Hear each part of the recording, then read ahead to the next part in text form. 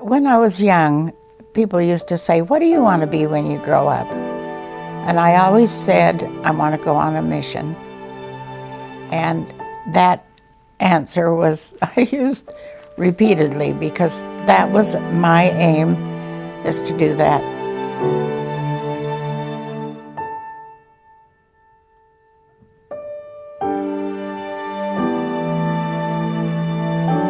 One of my companions was 63 years old. She came from Logan.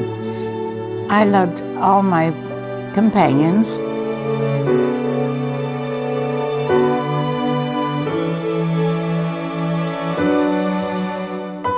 My father couldn't afford to send me. It was $35 a month. And so my sister, Lois, who was working for the government, had a good job. And she paid for all my mission, which is wonderful.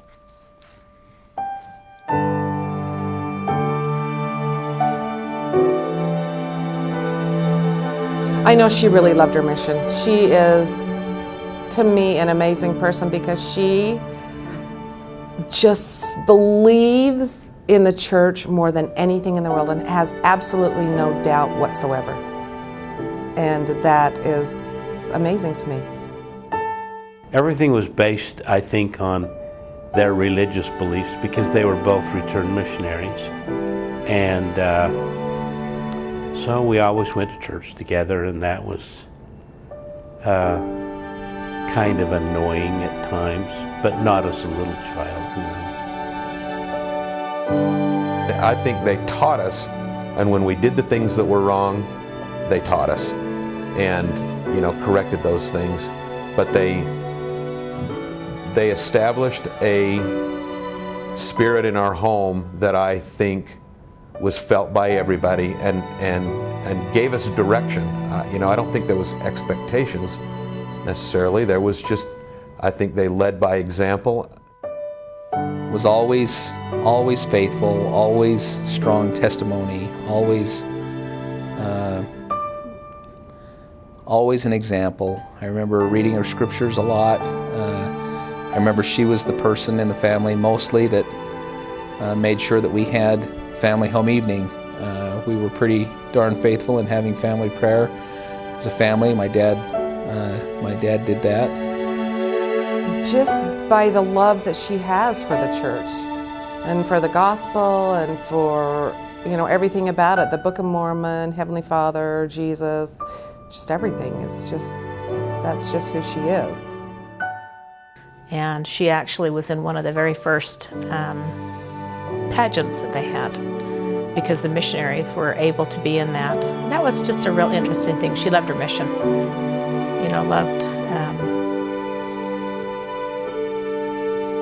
going. That was a dream that had been fulfilled. She always wanted to go on a mission.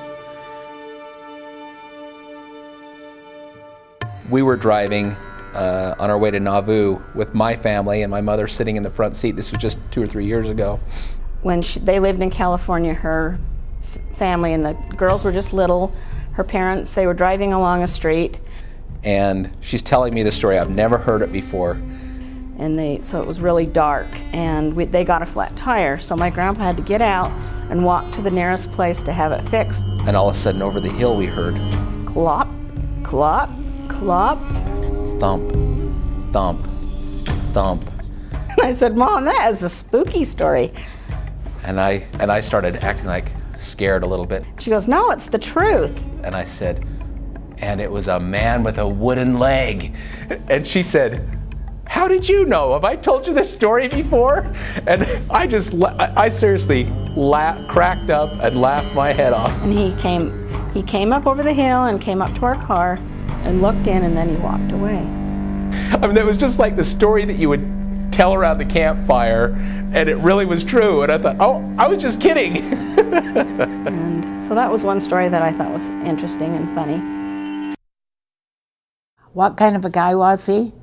Well, first of all, he was very handsome. I don't know where his picture is. I'm taking him down. Well, my dad was very strict. and authoritarian, and my mom was pretty happy-go-lucky. My dad was really, I mean, he was really fun. I have a lot of good memories of him. So, more my dad than my mom. But I think I had more association with my dad as a kid than my mom, because I think maybe that was a welcome relief for her to have one of her kids that she could go with Dad and have a good time. I remember playing Little League baseball and my dad coming to most of my games and standing there. He'd walk over to the elementary school where we played, and he'd bring our German Shepherd Jacks with him, and he'd be in his cowboy hat and sit and watch me, and he'd cheer for me even though I was the worst player on the team and played right field. I'm not saying that I went into the business for any other reason than something that I wanted to do, but you know, I spent so much time with him going out and making sales calls, and he taught me how to look people in the eye and shake their hand firmly and all of that kind of thing. And so it just happened. It was a natural thing for me. I even asked my mother as an adult, were you kind of mad because I took up so much of Dad's time where he could have been with you? And she said, oh no, I loved having your relationship with him. So we rode horses and trained horses, and I loved that. I loved that part of my life. Every time we, say something funny, we'd say, oh, that's a George thing, He used to he'd say something, he'd say what he heard, and so he'd come up with a lot of funny things. I mean, I wish so badly that I could go back now and spend time with him, now that I'm at this point in my life where I can look back and see a point in his life where he was where I am right now, in his mid-50s, and his life was really hard. I was never embarrassed by them, never wished that I had other parents. Well, before we got married, we talked a lot. I can remember lying on the lawn back of the house that we had moved in, that my family had moved into while I was on my mission. And we talked about how many kids we wanted when we got married. And he said, let's just have 8 children. I think Mother should have stopped after 3 children. Scott and I were just as spoiled as each other.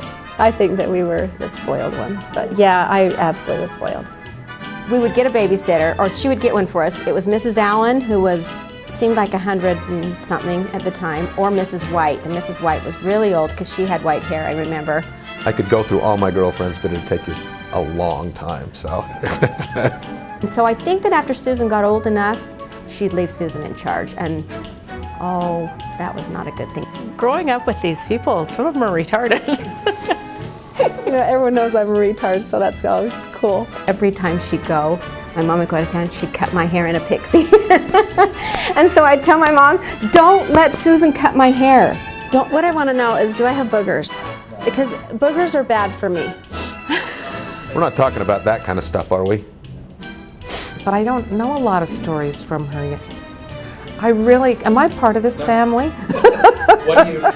Well, I remember being 19, and then I don't remember much until I was 28. I have 2 memories of Jim. One of them is I was standing on the desk, and he was in his Army uniform, and I remember hugging him and thinking, who is this? Not even really knowing who he was. So we put our little golden books in our pants. So when he'd spank us, it would hit the book, and of course he'd probably never know that there was a big square book. I would lock all the doors, this is in the summer, so they couldn't come in and bother me, and I'd watch baseball on TV.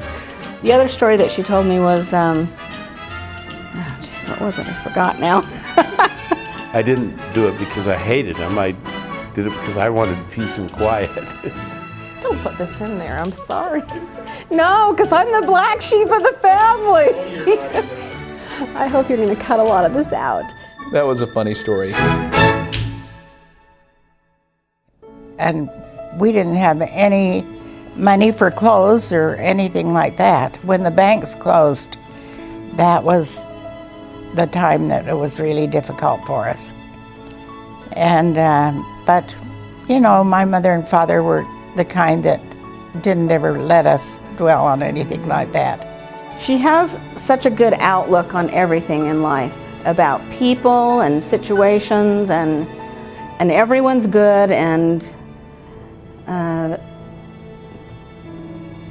just think that she feels good about everything. I only had 2 dresses to wear, and those were some hand-me-downs from some people that gave it to, some rich people that gave them to me.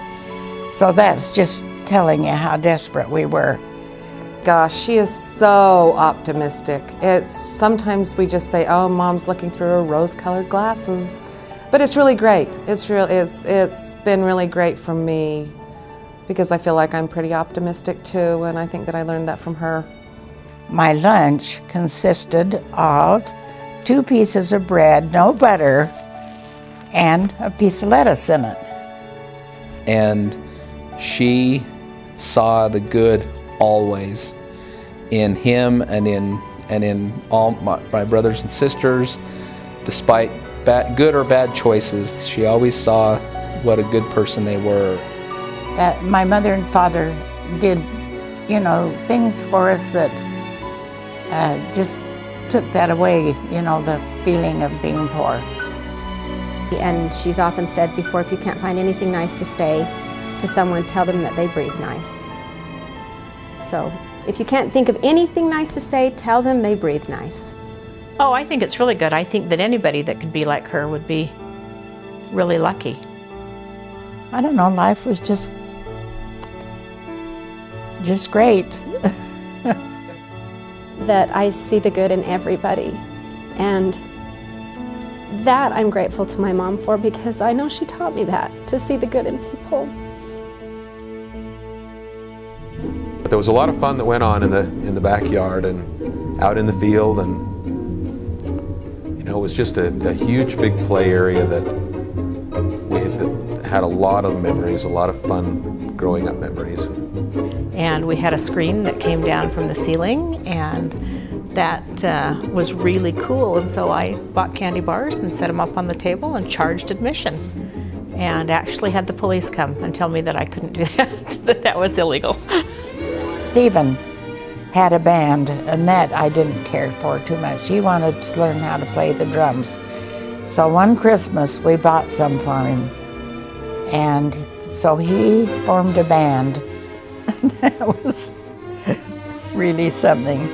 Go down the basement. That was scary. The basement was scary. Oh man, you would turn out the light and run as fast as you could from the hallway down to the stairs, and then you were safe from any monsters that were down there. I used to scare the girls. He would turn all the lights off and then crawl around on his hands and knees, Very quietly, and then come right up next to your bed, yelling and just scare us.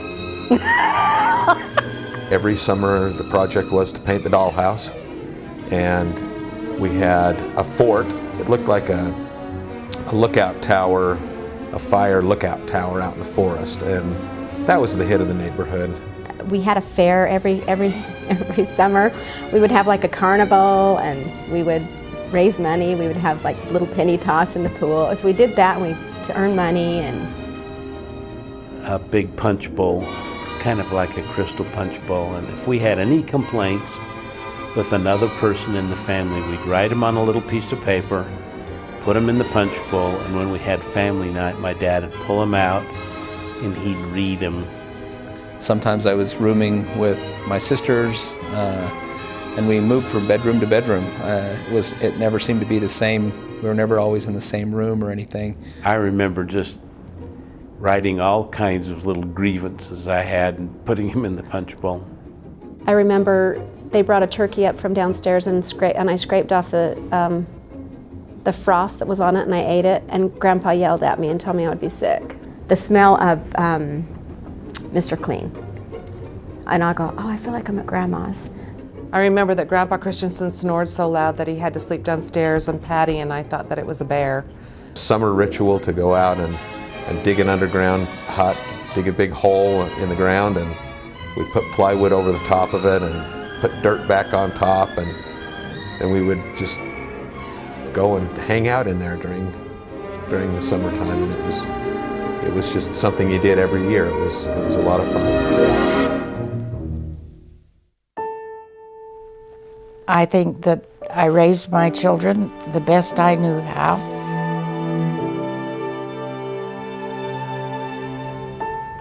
But it is interesting coming from a big family and really seeing how life, you know, you can really see a lot about life on what happens with a large family like this, because I think everybody in our family has experienced about everything that there is to experience that people experience in life, you know, and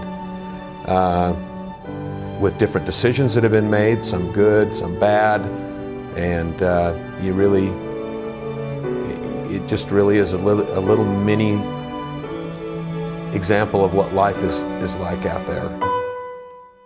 I feel blessed to come from that lineage. I just think they have passed on a lot of good things, and I would like to be more like that, but I'm proud of who they are, and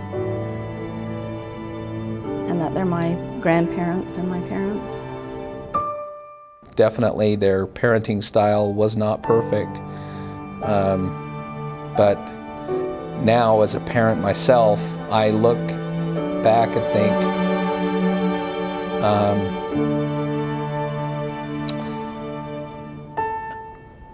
that they did the best they could.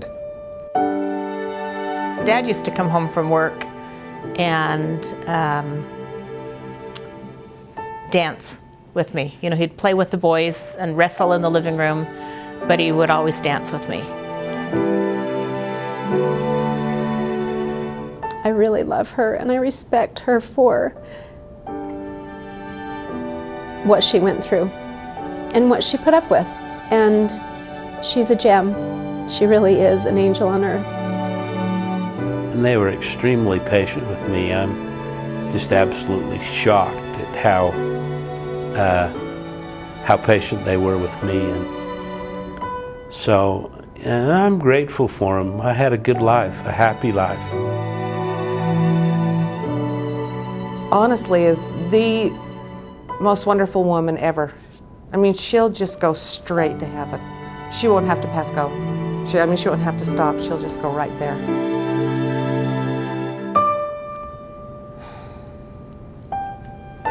When you get to the next side, be sure you tell Amberly how much we love her.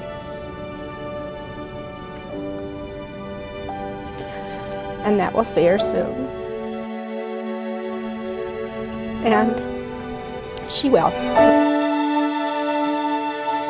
She's my best friend.